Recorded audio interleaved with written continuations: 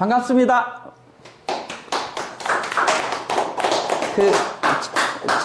저희 전주 경제재건 CEO 포럼이 지금 회원이 30명이거든요. 30명이 오신다고 했어요. 며칠 전까지. 오신다고 했는데 오늘 14명이 못 온다고 연락이 왔어요. 그 중에 2분은 코로나 걸렸다. 코로나 걸리셔서 또 못 오시고. 그러니까 아까 전주 21세기 병원 최철 병원장님도 안 빠지시겠다고 계속 그렇게 하셨는데 오늘 딱 전화하셔가지고 야, 나 코로나 걸렸다. 그래갖고 목소리도 아주 안 좋아요. 그래갖고 내가 그래갖고 다음부터는 내년 1월부터는 꼭 참석할게. 그리고 그러면서 이제 좀 우리 최철 병원장님께서 우리 전주 경제재건 CEO 포럼에 내가 협찬이랑 많이 할 테니까 그 행사 때마다 나한테 뭐 협찬 필요하면은 연락 달라. 아까 내가 협찬 많이 할게 그러셨으니까 좀 안 오신 분들 어차피 지금 오시기로 했다가 안 오신다는 14분 그분들 다음 1월 달엔 다 말로는 다 참석하신다고 하셨어요. 그리고 지금 이제 한 분 한 분 이제 오시고 계시겠지만 처음에 지난달에 저희가 발기인 대회를 했잖아요. 그때 저희가 15명이었어요. 15분이 이제 회원이 딱 2배로 늘어가가지고 이번에 첫 강의에 30명은 그 중에 한 너댓 분은 안 오시고 하더라도 24분 정도는 오시겠지 하고 딱 했는데 또 이렇게 아주 죄송스럽게 강사분이 오셨으니까 그래도 20몇 명은 앉아 있어야 되는데 너무 제가 죄송한데 저희 일단은 이제 아셔야 되니까 우리 감사님이시고요. 네.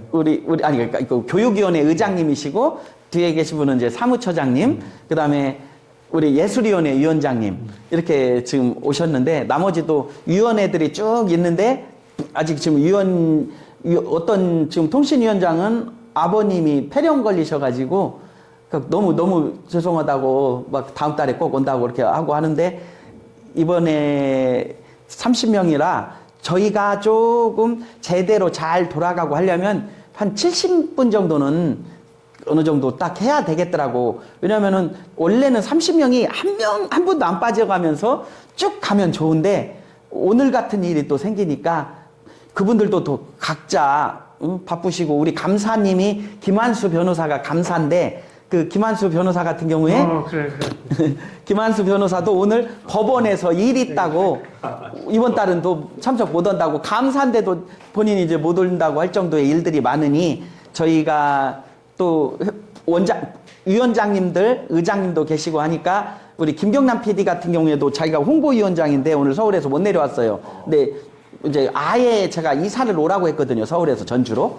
저희 또 멋진별 엔터테인먼트의 총 감독을 맡고 있어서 김경남 PD가 저한테 집을 얻어달라고 하더라고요.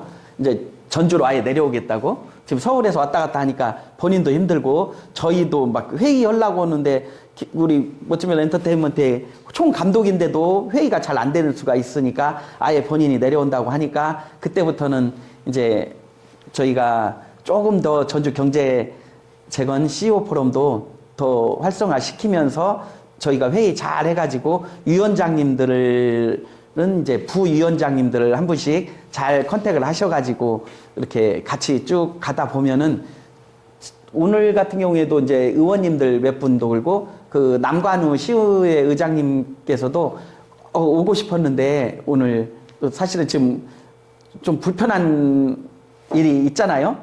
탄핵 정국 막 그리고 또 계엄 이 일 때문에 좀 정치하시는 분들은 거의 시간을 못 내시더라고. 그러니까 지금 몇 분이 좀 상황이 이래서 이번에는 힘들 것 같다고 하셨으니까 저희가 전주 경제재건 CEO 포럼이 잘 되려면은 우리 회원들이 똘똘 뭉쳐야 되고 그 다음에 좀 영향력 있는 분들이 계속 들어와 주셔야 저희의 그 내세우는 그런 것들을 이룰 수도 있고 들어주는 사람들이 많아야 되고 영향력 있는 분들이 함께 저희하고 호흡해 주셔야 될 것 같으니까 여러분들 조금 귀찮으시더라도 저희가 매월 둘째 주 월요일 날 합니다. 이 시간에 5시 50분부터 이제 시작하니까 여러분들 좀 딱 그날은 체크를 하셔가지고 약속들 좀 잡지 마시고 12번이니까 1년에 12번이니까 못 나오셔도 한 10번 정도는 나오실 수 있도록 한번 스케줄 조정을 해주시면 좋겠습니다. 오늘 제가 어렵게 모셨습니다. 개인적으로는 저희 선배님이시라 제가 부탁을 드렸어요. 좀 전주까지 너무 죄송스럽지만 강의를 저희가 이제 오늘이 첫 강의잖아요. 지난달에 우리가 발기인 대회 하고 오늘 첫 강의는 우리 선배님이 해주시면 좋겠다. 그리고 딱 우리 여기에 또 어울리는 주제로 강의를 해주시기 때문에 너무 저는 영광으로 생각합니다. 이제 금방 보셨겠지만 이제 우리 국경복 강사님께 모든 걸 넘기도록 하겠습니다. 네. 잘 부탁드립니다.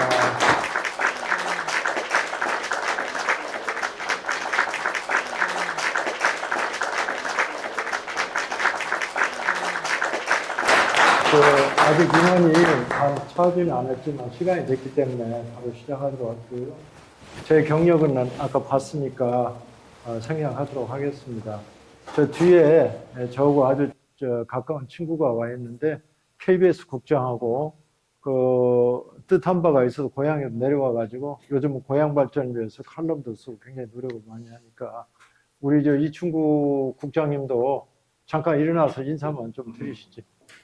반갑습니다. 경제재능 취지밖에 응원 많이 하고 있습니다. 네. 그다음에 이제 내가 아끼는 내 대학 제자인데 전북대학교에 있을 때 제가 가르쳤던 제자인데 도청에 벤처캐피탈 그쪽 담당하는 박재용 주무관님이십니다. 인사드리시죠.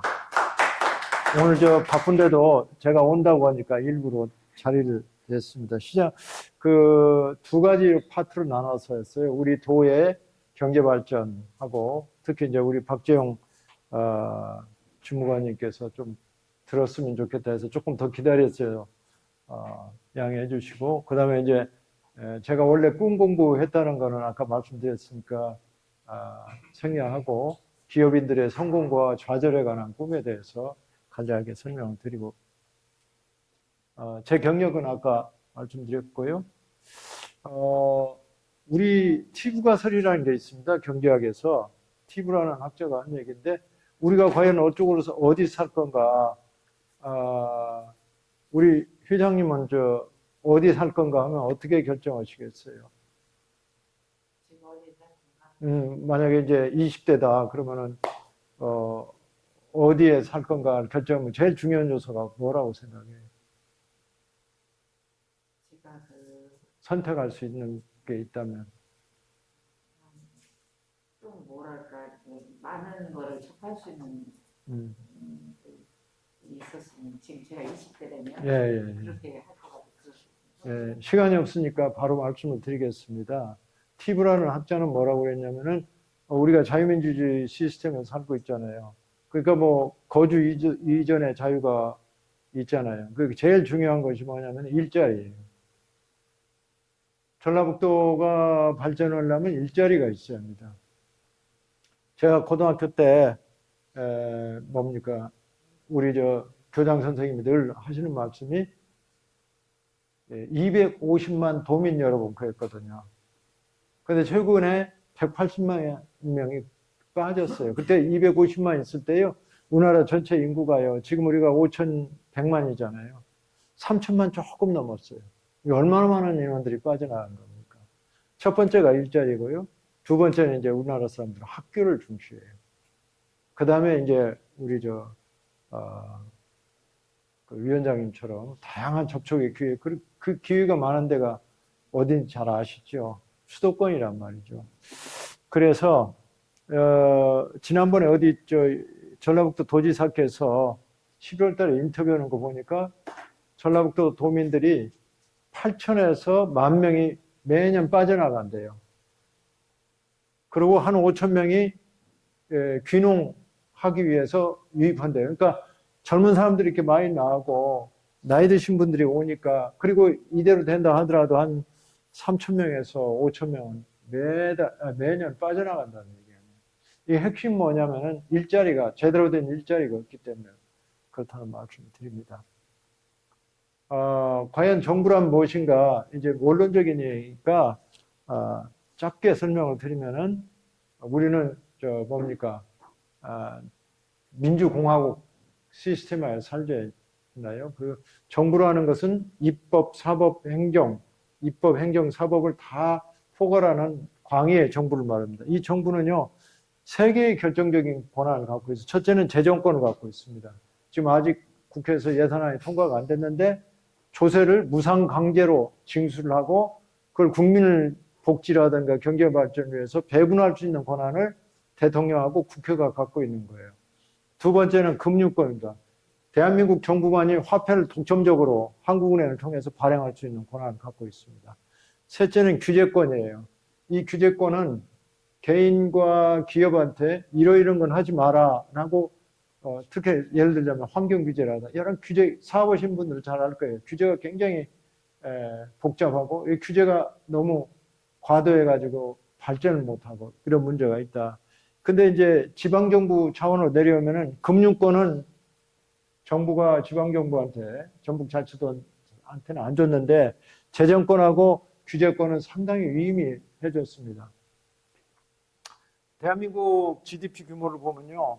세계 10위까지 갔다가 최근에 멕시코하고 이런 데다 밀려가지고 14위로 떨어졌어요. 멕시코는 1억 3천만 명입니다. 우리보다 2배가 더 커요. 그러다 보니까 1인당 GDP는 작다 하더라도 GDP 규모는 더 크고요.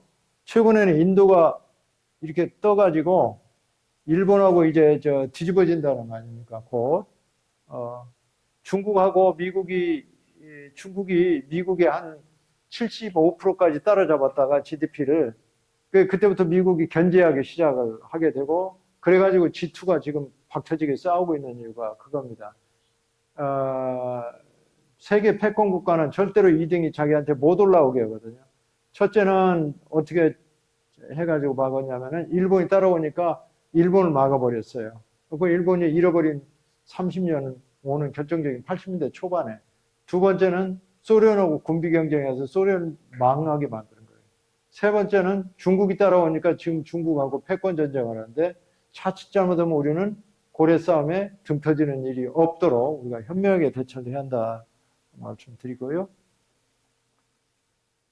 1인당 GDP는 우리가 올해 예측으로 한 3만 5천 달러를 예측하고 있는데 이게 이제 환율이 너무 올라가면 달러로 계산해야 하니까 이게 어떻게 될지 모르겠어요. 3만 4천 달러로 제자리 걸음을 할지.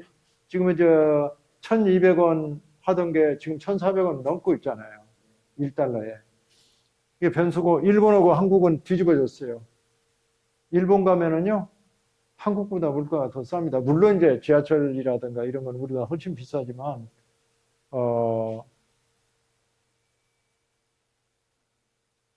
군사력 우리나라를 지키려고 그러면 군사력 굉장히 중요하죠. 이거 우리나라에서 만든 것이 아니라 글로벌 파워라는 조직 기관에서 만든 우리나라 세계 군사력 5위예요. 일본보다 더 셉니다. 북한은 36위예요. 그런데도 북한이 저렇게 큰 소리 치는 이유는 뭐예요? 핵을 갖고 있기 때문에 그렇습니다. 여기는 재래식 무기만 들어가요. 그 보세요. 우크라이나 18위하고 러시아 2위가 지금 싸우고 있는데 버티는 건 뭐예요? 우크라이나 힘 가지고 버티는 것이 아니라 나토하고 미국이 무기 지원을 마음껏 해주니까 지금 버티고 있는 겁니다. 3년 넘게. 우리 경제 발전을 하려고 그러면요. 예산 투입이 적재적소에 잘 투입이 돼야 하는데요. GDP 대비 일반 정부 총지출, 일반 정부라는 거는 중앙정부하고 지방자치단체하고 합친 개념입니다. 보면은 GDP 대비 우리가 한 39% 쓰고 있고요. OECD 평균은 한 40%. 그러니까 OECD 평균에 비해서는 조금 덜 쓰고 있으나 미국하고 일본 수준이다. 물론 이제 양적 규모는 미국이 훨씬 크지요. 미국은 1인당 GDP가 6만 달러에 육박하고 그다음에 인구도 3억 명이 넘잖아요. 조세 부담률도 우리가 윤석열 정부 들어와가지고 많이 깎아줘가지고 이제 이게 올해 정도 되면은 더 20%, 19%, 20% 왔다 갔다 할 걸로 예측이 되는데 OECD 평균에 비해서는 아직은 세금을 덜 걷는 그런 상황이다라는 말씀 드리고요. 규제에 대해서 좀 말씀드릴게요. 규제가요, 처음에 만들 때는 다 이유가 있어서 규제를 만듭니다. 근데 경제가 발달하고 사회가 변화하면 규제를 좀 이렇게 완화시켜줘야 하는데, 공무원들은 우리 박재용 주무관님도 공무원이지만 공무원이 그렇다는 것이 아니라 일단 규제권이 생기면 뭐가 생겨요? 공무원 내부에 조직이 생겨요. 관하국이 생긴단 말이죠. 그걸 안 놓으려고 그래요. 규제 협파하기가 굉장히 힘듭니다. 그래서 문재인 정부 때 규제 샌드박스라는 제도를 도입했는데, 짧게 얘기하면 규제 샌드박스라는 거는 네가 이런 영역에서는 정부가 영역을 지어주고 지리적 영역이라든가 이런 공간적 영역을 정해 네 마음대로 한번 해봐.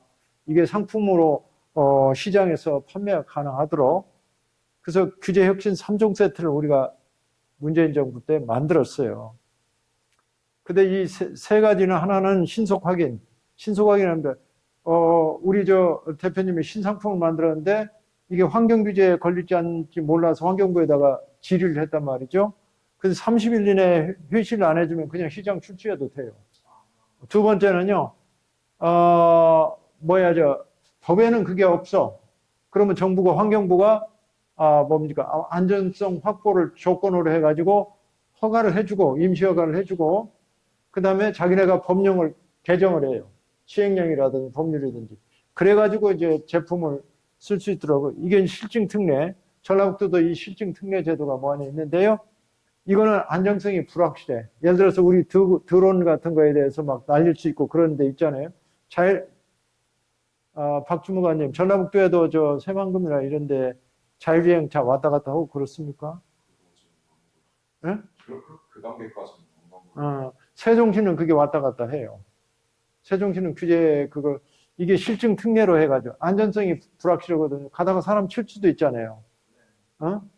근데 정부가 일정 지역을 딱 정해가지고 이 안에서는 시험적으로 한번 해보자.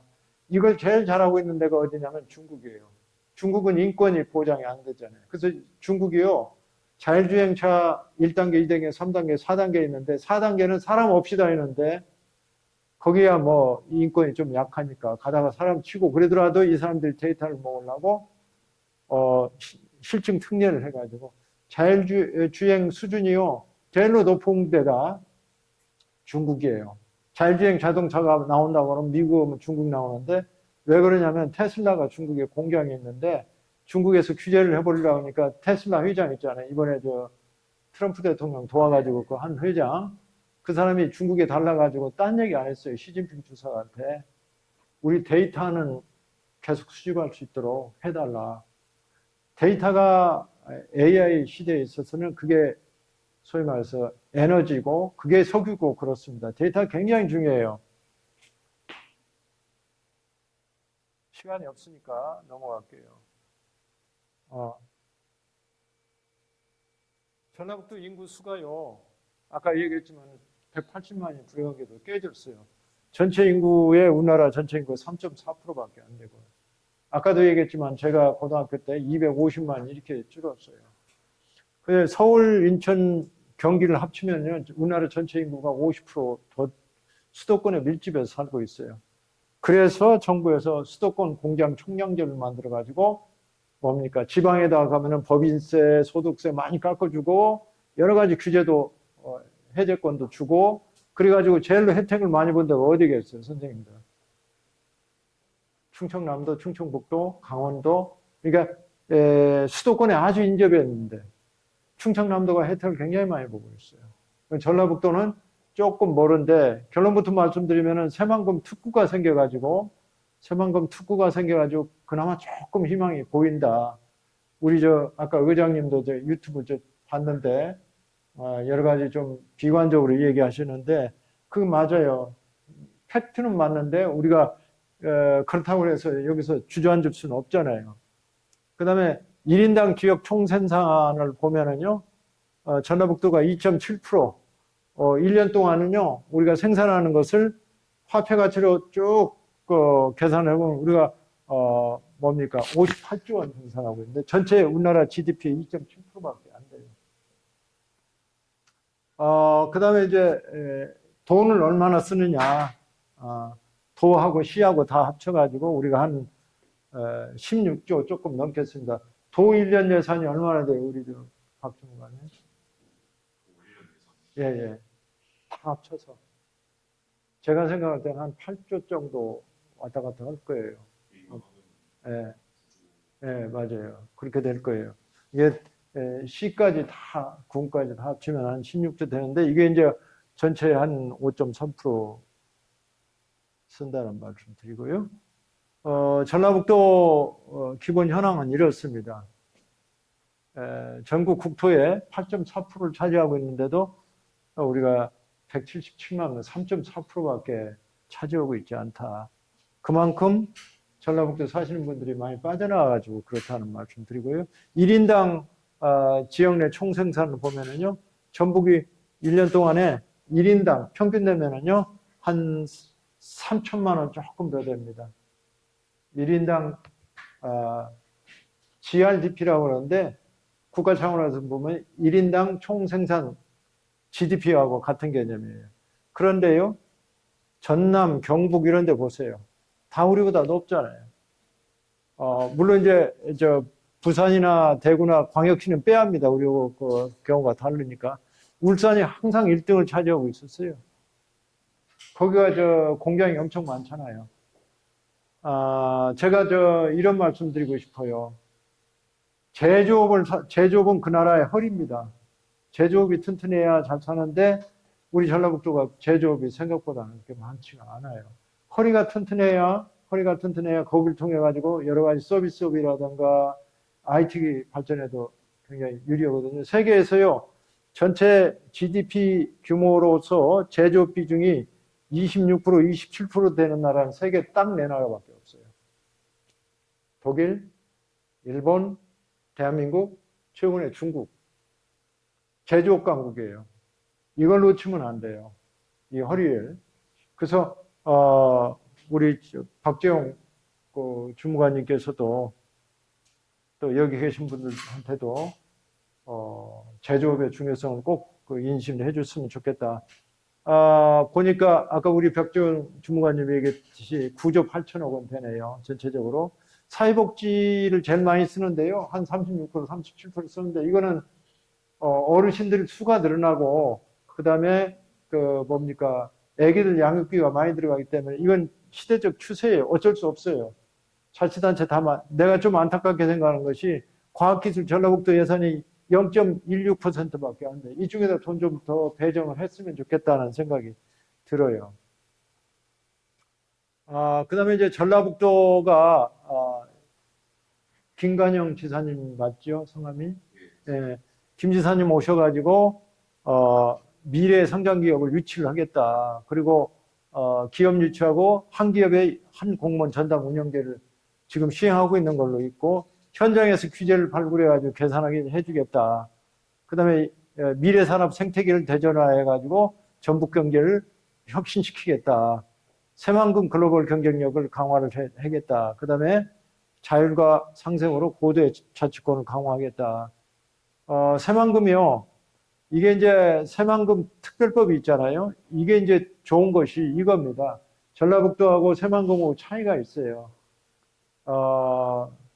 규제 특례 의제 규정이라는 게 있어요. 혹시 사업하신 공장 같은 거 가지고 계세요, 선생님? 공장 가지고 계신 분 계세요? 공장 하나 인허가 맡으려면은요, 인허가 요건이 막 환경 규제, 무슨 시설 규제 수십 개가 됩니다. 근데 의제 규정은 특구에서 이 특별법 때문에 하나 딱 인허가를 맡으면 나머지는 다 맡은 걸로 본다. 의제시킨다고. 간주한다는 규정이 있어요. 이게 새만금 특별법에 굉장히 파워풀한 규정입니다. 그리고 세금도 막 깎아줄 수가 있고, 그래서 새만금에다가 잘만 하면은 투자가 많이 몰릴 수 있는 여력이 있다. 근데 전라북도도 2023년에 특별법을 만들어가지고 특례 규정을 둘 수 있도록 했는데 보세요. 제가 내린 결론이 무늬만 특별자치도인가. 왜냐하면 전라북도하고 강원도하고 제주가 있는데 특례시거든요. 세종시도 특례시지만은 이 제주 특별자치도는 조문이 481개예요. 그러니까 의제 규정이나 이런 게 굉장히 많이 중앙에 있는 권한을 지방으로 규제 권한을 지방으로 많이 이전을 했어요. 물론 이건 생긴 지 오래됐어요. 2006년에 만들었어요. 제주도 특별히 발전시키기 위해서. 강원도도 너무 낙후됐고 전북도 낙후돼 있어서 만들었는데 조문이 23개, 23개, 28개밖에 안 돼요. 그러니까 무늬만 특별자치도인가 전라북도에다가 권한을 더 많이 위임을 해줘야 한다. 그러려면 이 특별법 개정이 필요하다는 것을 말씀을 드립니다. 지난 2년 동안 김관영 지사 오시고 나서 본인뿐만 아니라 새만금 청장이라든가 여기 계신 기업인들 다 노력해가지고 2차 전지 특화 단지, 그 다음에 기후발전 특구, 새만금 투자진흥지구 등을 해가지고 2년간 130건 총 12조 원 정도의 투자를 이끌어냈습니다. 물론 이제 MOU를 체결한 것도 있고 해서 실질적인 투자가 된 건 아니, 투자 약속까지 포함해서 그렇다는 겁니다. 그래서 내 개인적으로는 그래요. 그분에 대해서 찬반양론 여러 가지가 비판도 있고 우리 이 국장님이 더 저보다는 잘 아시겠지만 열심히 하려고 하는 모습이 눈에 띈다. 제가 이제 밖에서 보는 그런 겁니다. 옛날 송화진 지사님도 굉장히 훌륭하신 분인데 삼락 농경에 이렇게 너무 필이 꽂혀가지고 좀 크게 보는 게 좀 부족해서 제 개인적으로는 굉장히 훌륭하신 분인데 안타깝게 생각하고 있었는데 이분은 노력하고 계신다. 새만금 투자진흥지구 같은 경우에는 아까도 얘기했지만은 예타 면제 대상 사업을 예타를 한번 하려면은요 어디에다가 500억 이상 공사가 들어가는 사업 같은 경우는 중앙정부에서 기재부 통해 가지고 예비 타당성 조사를 해가지고 이거 경제성이 있다 판단이 내려져야 그 사업을 할 수 있거든요. 예를 들자면 익산 식품단지 같은 경우도 예타하는데요. 그 몇 년 걸리냐 보통 한 2, 3년 걸립니다. 사람 숨 넘어가요. 그런데 이 특별법에서 예타 대상 사업 우선 선정을 해준다든지 뭐 면제를 해준다든지 이렇게 해주면은 굉장히 빨리 이게 일이 진행이 되잖아요. 이런 여러 가지 혜택이 있다 특별법에서는. 그리고 2차 전지 관련 2차 전지 요즘 굉장히 좀 힘든데 이것도 이제 MOU까지 다 합쳐서 그러지만 투자 유치에 성공했다. 경제적 파급 효과가 26조 된다. 그런 말씀 드리고요. 그 다음에 기후발전 특구, 전주시는요, 탄소 융복합, 익산시는 바이오 식품산업, 정읍시는 동물의약품, 김제시는 모빌리티. 전주가 왜 탄소 융복합 도시로 선정이 됐을까요? 제가 아는 범위에서 얘기할게요. 효성이 원래 대구 기업입니다. 모기업이 출신이 대구예요. 내가 들은 얘기는 왜 전라북도고 전혀 연고도 없는데 와 있을까요? 제가 들은 얘기는요. 전라북도 전북대학교 교수가 공대 교수가 탄소 섬유의 특허권을 개발해가지고 세계 몇 번째로 그렇게 했어요. 그러니까 원래 효성이라는 게 섬유 기업으로 성공한 데거든요. 지금 섬유 쪽이지 않습니까? 너무나 미래 기술이고 그러니까 탐내가지고 우리한테 달라. 이게 전라북도에서 조건을 걸었어요. 전주에 와라 공장을 철수해라.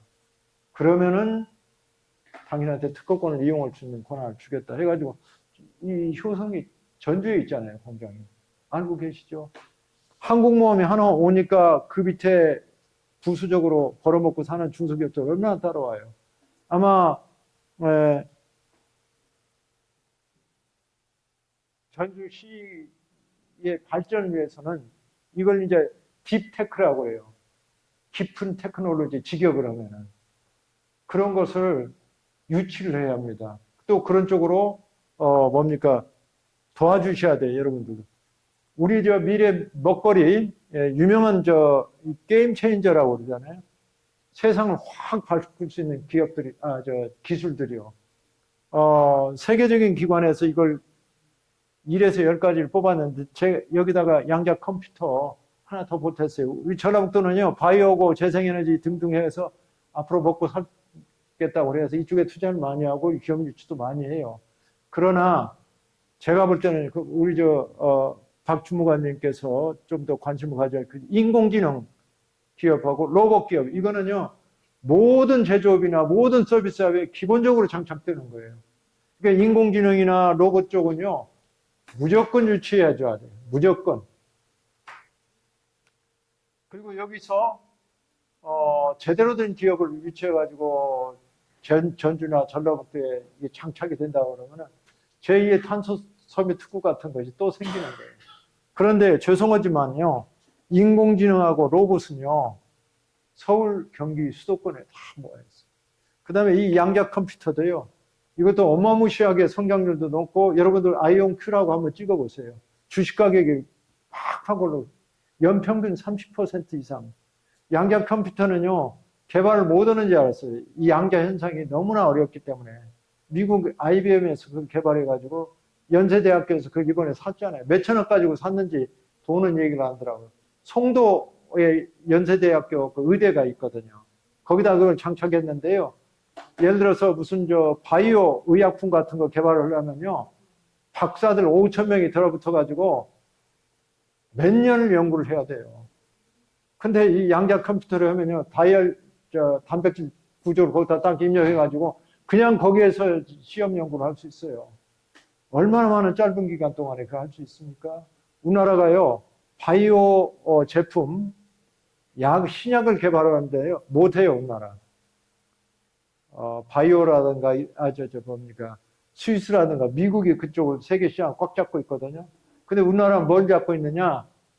자기네가 개발해가지고 인건비 싸고 우리 한국에서 제품을 잘 만들으니까 안동하고 인천하고 이런 데다가 삼성바이오, SK바이오 잘 나가잖아요. 거기는 주문 맡아가지고 생산만 하는데요. 근데 그 양자 컴퓨터를 이용해가지고 의약품을 만들어 놓는다.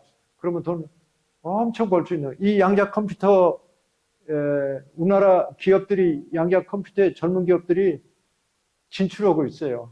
그런 기업이면 전라북도에서 무조건 잡아야 돼요. 10년, 20년 장면 보고. 그런 기업 하나 들어가지고 제대로 하면은요, 전라북도 10년, 20년 충분히 먹여 살릴 수 있는데, 불행하게도 내가 솔직히 얘기할게요. 이 양자 컴퓨터 클러스터가 집적이 되어 있는 게 대전입니다. 왜 그러냐면요, 카이스트에 석박사들이 많아요. 우리나라의 양자 컴퓨터가요, 미국이 100이라고 그러면 수준이 우리나라 한 40밖에 안 돼요. 중국이 한 80%.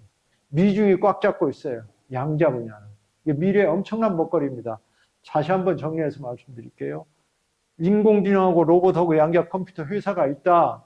그러면은 도에서요, 서울 쫓아가가지고 우리 전라북도에다 유치하면은 우리가 당신네들이 갖고 있는 편의 다 봐주겠다. 거기는 물론 사기꾼도 있고 기업하다 실패하는 것도 있고 그럴 거예요.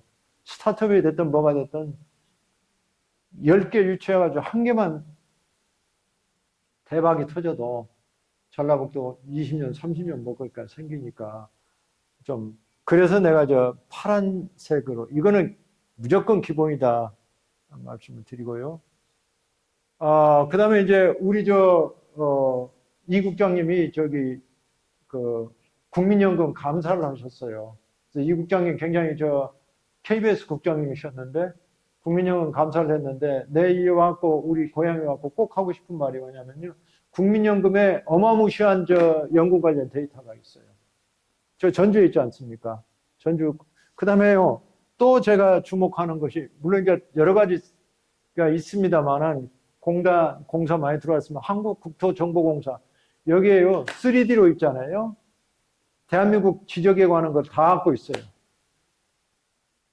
이 데이터를요, 전라북도하고 잘 협의해서, 예를 들어서 특별법, 전라북도 특구에 관한 법을 필요하다면 개정을 하든지 어쩐지 해가지고, 전라북도하고 이 두 기관하고 잘 해서, 예를 들어서 연금관리공단 같은 경우에는요, 데이터만 개인의 인적 정보라 쉽게 공개는 못 하는데, 그걸 가명이나 이런 걸로 공개할 수 있거든요.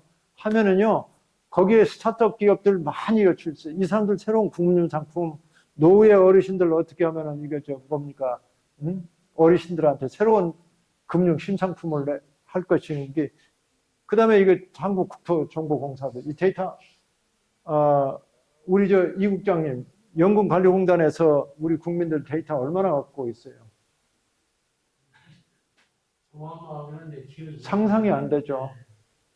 어마무시하게 가지고 있어요. 이 데이터를 개인들이, 스타트업 하는 사람들이 쓸 수 있게만 해준다면은 금융상품 개발하고, 그 다음에 뭡니까? 토지 3D로 뭐 활용하고, 그 데이터 원자료가 많으니까 공개만 해가지고 전라북도 잘 얘기하고 할 수 있다면은 그쪽에서 사업기회가 굉장히 있을 수가 있다. 아까도 다시 한번 얘기할게요. 이 데이터는요, 우리 원유라고 생각하면 돼요. AI 시대에는 데이터가 굉장히 중요합니다. 양질의 데이터가. 그리고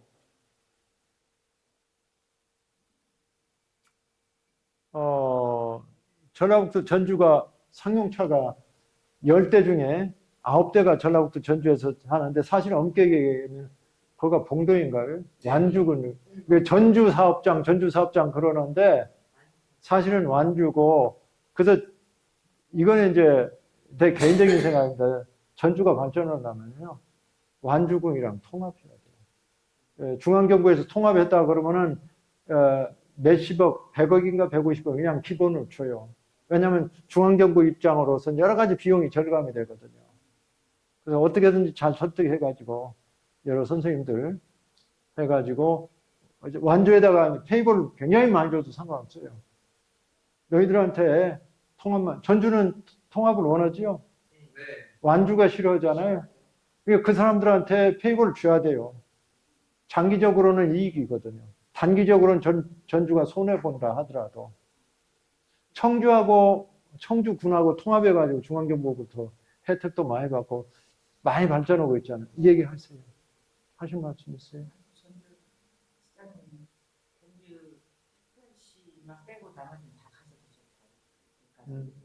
그 전라북도가 나서줘야 돼요. 그래서 어떻게든 설득을 해가지고 공장이고 뭐고 하여튼 너희들 다 줄 테니까, 그래야 전주가 더 산다고 보고요. 아까 테스트베드와 있잖아요. 실증 특례라는 말 기억하세요? 규제 샌드박스 만들어가지고 여기서는 니들 뭐 어떤 실험이라든지 해도 돼. 안전성이 아직 확보가 100% 안 됐는데도 자율주행차도 해도 되고 드론 날려도 되고 다 해도 돼. 그런데 전주가 몇 군데, 새만금이나 이런 데 몇 군데가 있어요. 그것을 우리가 규제 프리 지역이라고 합니다. 그런 쪽에 허용을 해가지고 기업들이 와가지고 기업연구소나 기업들이 와갖고 얼마든지 뭡니까 맘 놓고 실험할 수 있게. 물론 이제 그쪽에서는 주민들 안전 때문에 일정한 장소 빈 공간에서 하는데, 제가 생각할 때는 새만금에 이런 데 공터가 많잖아요. 아까 잠깐 얘기했던 딥테크 스타트업들에 대해서 이게 이제 아까 그 효성 이제 탄소섬유 그것처럼 바이오, 빅데이터, 로봇, 반도체, 소재, 항공 이쪽에서 앞으로 우리나라에서 딥 스타트업 나올 가능성이 많아요. 이들 제대로 된 기업 하나가 유치만 하면은요, 전주, 전라북도 10,000명, 10만 명 먹여 살릴 수 있는 게 됩니다. 지금 국내에서는 프리오 사이, 이게 다들 서울이나 경기에 있을 거예요. 누리오맥, 로봇, 신약 개발, 배터리 소프트웨어, 자율주행차 소프트웨어, 그래핀 필름 등등 이런 회사들이 소위 딥테크라고 해요. 이쪽에서 성공을 하면은 10,000명, 10만 명 주민들 일자리가 엄청 창출돼요. 예를 들어서 제대로 된 공장이 하나 들어섰다 그러면 하다못해 주위에 식당이라든가 상가라든가 얼마나 활성화가 되겠어요. 그 다음에 이제 천만다행으로 작년에 전북대하고 올해 원광대에서 그로컬 대학이 선정이 됐어요. 그로컬 대학이라는 건 글로벌라이제이션 할 수 있는 로컬 대학이다 해가지고 수도권 의 지역에 매년 10개씩 선정이 돼가지고 교육부가 5년 동안 1,500억을 밀어줘요. 그러니까 도비 10위까지 합치면 보통 다 합치면 한 3,000억. 한 대학에 3,000억 5년 동안 돈이 가요. 그게 천만다행으로 작년에 전북대가 선정이 됐고요. 전북대는 2차 전지, K방위 산업 센서, 반도체, 전주, 완주, 농생명, 그린수소, 익산 정읍과 연계한 바이오, 펫바이오 등등 발전시킨 대로 했는데 그게 5천억이 떨어진다고 생각하면 돼요. 전북대학교에. 전북대학교하고 뭡니까? 전라북도하고 어떻게 하겠어요? 결속을 해가지고 발전시켜야 돼요. 전북대학교 교수들, 우리나라 최고 가는, 전라북도에서 최고 가는 브레인들이 있잖아요. 특히 이공계.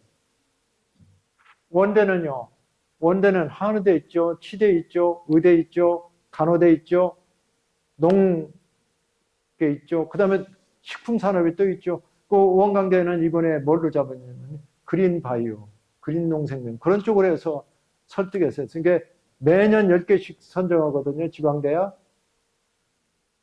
2023년에 하나 선정이 됐고 올해 선정인데 내년에도 하나 뭐 군산대가 됐든지 여기 연합체가 됐든지 하나 선정했으면은 좋겠다는 것이 내 희망사항인데 전라북도나 전주시는 그 다음에 익산시는 이런 기회를 놓치지 말고 강하게 협업을 해서 이쪽에서 새로운 스타트업들이 나올 수 있도록 그렇게 해야 한다. 그래야 우리가 미래, 전북대학교 들어가는 입구 잘 아시죠?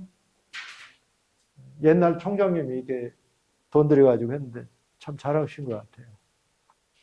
원광대는 이번에 의생명, 농생명, 생명 서비스를 특화한 해가지고 그게 통과가 됐는데 그 위원회가 있어요. 교육부가 마음대로 한 게 아닙니다. 위원회가 있어가지고 사기 전문가들이 거기 들어가고 엄격하게 심사해서 그래가지고 선정이 됐어요. 국부가 식품 클러스터 우리 익산시장에 이제 우리 이 국장이랑 저랑은 아주 옛날에 공부를 같이 했던 막역한 친구들인데 익산의 식품 클러스터가 지금 80% 찼대요. 지난번에 만나고 얘기해 보니까. 그래서 왜 20%가 안 찼냐 했더니 그거 굉장히 활성화되어 있거든요. 큰 식품 기업이 오질 못한 짜투리 땅들만 남아가지고. 그래서 2차 그걸 예비 타당성 조사를 신청하려고 한다고 그래요. 그게 한 2년 걸리거든요. 터랑은 다 마련해 놨더라고요.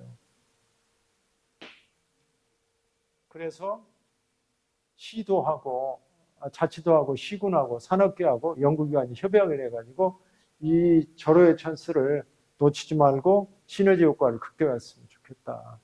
아까 새만금 얘기 시간 없으니까 짧게 하고 넘어가겠습니다. 전북의 백년 먹거리. 제가 국회 기획재정위원회 수석전문위원 때 기재부 예산실에 있는 예산실장이 저한테 와가지고 저하고는 같은 1급이었거든요. 그 사람 나중에 이제 장관까지 하고 지금 어디 가 계신데 저한테 와서 내가 전라북도 사람이랑 알고 나한테 와서 전라북도만 생각하면 안타까워요. 내 고향이니까 그 사람이 나를 생각해서 얘기해 주는 거예요. 그래서 왜 그럽니까? 이 사람들 와가지고 그냥 새만금에다 돈 달라고 그래가지고. 근데 이게 돈을 막 주는 거 아니고요. 중앙정부라 하더라도 작년에 들어간 거, 그 다음에 인구수라든가 여러 가지 배려해가지고 산식에 의해서 계산하는 게 많아요. 물론 일부는 이제 로비나 의원들 힘이나 여러 가지 대통령의 의지나 의해서 관철되지만 그 재량 영역이 좀 있고 근데 그 돈을 다 새만금에다 쏟아붓는다고 그럼 전북이 언제 발전하겠냐. 자기네들은 전라북도에다 줄 수 있는 실링이 있는데 이걸 새만금에다 자꾸 달라고 하는데 어떻게 하냐. 우리 수석님 좀 그걸 감안해서 딴 데 좀 생산적인 데 돈을 썼으면 좋겠다. 그때만 하더라도 제가 공무원 생활할 때가 지금부터 10년 전인데 새만금에다 돈 갖다 쏟아붓는 걸 그 낭비라고 생각했어요. 근데 우리 전라북도에서 인내심을 가지고 계속 투자하는 바람에 이게 새로운 기회의 창이 열렸잖아요. 특별법이 있어가지고 기업 유치도 굉장히 하고 이쪽에 이제 뭡니까 특히 2차 전지. 근데 트럼프가 들어오면 2차 전지 산업이 조금 침체할 수는 있어요. 그래서 내가 드리고 싶은 마음을 서양 속담을 하나 말씀드리고 싶어요. 뭐냐 하면은 한 바구니에 계란을 다 담지 마라. 2차 전지에만 너무 타지 말고 아까 얘기한 바이오라든 아까 얘기한 그런 딥테크 기업들 있잖아요. 무조건 10번, 20번을 쫓아가서라도 당신네들 전라북도, 전주, 새만금에 오면은 우리가 당신네들 원하는 거 다 해주겠다. 그런 자세로. 아까 전주시가 간이고 쓸개고 다 빼서 저 완주군한테 했더니 통합하자 그런 자세로. 10번, 20번을. 아까 저 충북에 있는 청주가 도농 통합해가지고 기염주시 많이 했거든요. 그때 도지사가요. 옛날 민주당 출신 저 도지사 할 때요. 서울에요. 자기 구두 밑창 다 닳도록 쫓아다니니까 도지사가 다 기업 유치하고 이러이런 그걸 저 혜택을 주겠다. 우리한테 올려놔. 10번, 20번 찾아가면은요. 기업가들도 감동을 해요. 제가 식품 클러스터 제 친구가 거기 저 시장도 하고 있어가지고 내가 물어봤어요. 식품 클러스터에 누가 와 있냐. 그랬더니 우리나라 제일로 큰 데가 뭡니까? 식품 기업으로 제일 큰 데가 CJ하고 두 번째가 그거예요. 뭐죠? 저 유명한데 갑자기 생각이 안 나네. 곧 생각이 나면 얘기할 거예요. 두 번째 기업이 식품 기업이거든요. 근데 천만다행으로 걔가 내 친구예요. 그래서 익산시장 올라오라고 그래가지고 걔한테 가가지고 걔 지금 저 회장하고 있거든요. 풀무원. 두 번째로 큰데요. 내가 그랬어요. 야, 네 고향인데 너도 걔가 그때는 사장하고 있었어요. 너도 고향에 기여해야 할 거 아니냐. 좀 투자 좀 해라. 그래서 얘가 익산의 식품 클러스터에다 700인가 800 김치 공장을 했어요. 그 뒤로 얘가 고향이라고, 얘 원래 대야예요, 대야. 고등학교 때 같은 반이었거든요. 요즘도 고향 발전을 위해서 지 나름대로 신경을 쓰고 있습니다. 왜요? 어떻게든 쫓아가가지고 하면 돼요. 비관적으로 하지 마시라. 그리고 아까 전부 특별자치도법 개정해가지고 의제 규정, 예외 규정, 의제 규정 많이 집어넣어야 할 필요성이 있어요.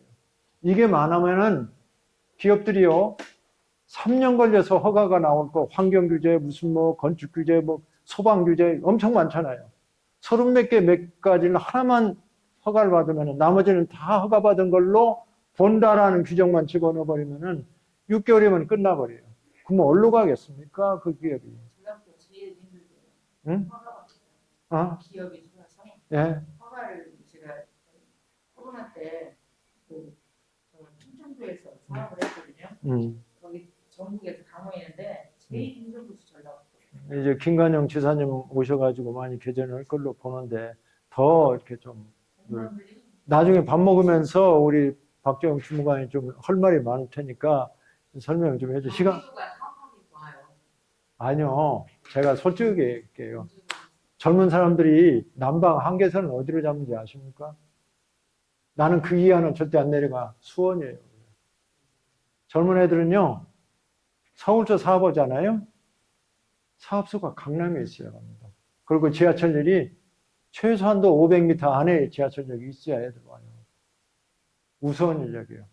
아니면 판교 정도. 그런 애들을 이쪽에다 유치하려면 어떻게 해야겠어요?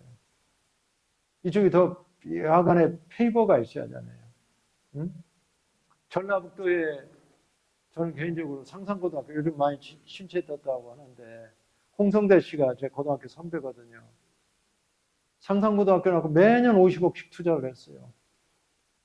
고교 중에서 제일로 탑 안에 들어갔잖아요. 스카이 제일 많이 들어가고 전라북도에서는. 자, 이제 이 얘기 좀 넘어가겠습니다. 그리고요, 꿈 얘기 조금 하고 마무리 짓게요. 그거 좀 띄워주시겠어요? 시간이 많이 흘러서 늦게 시작했기 때문에 제가 한 20분, 25분 쓰고 마무리 짓겠습니다.